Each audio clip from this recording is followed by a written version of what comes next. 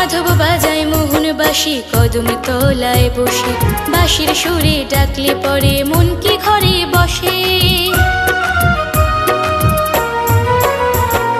মাধব বাজায় মোহন বাঁশি কদম তলায় বসে, বাঁশির সুরে ডাকলে পরে মন কি ঘরে বসে। শুনলে বাঁশি ছুটে আসি মন মানে